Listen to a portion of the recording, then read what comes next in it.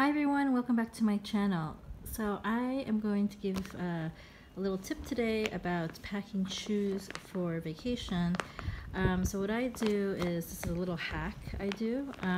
When I buy sheets or linens, and it comes in these plastic bags for the sheets or comforter sets, I save them and put my shoes in them. So this was a Calvin Klein set, and I put my sandals in here, and it keeps everything in order and clean, and it's great for packing, and it fits shoes perfectly.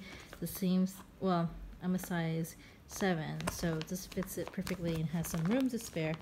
So yeah, so these are great for packing your shoes, and so that keeps everything clean and your shoes are not touching your clothing.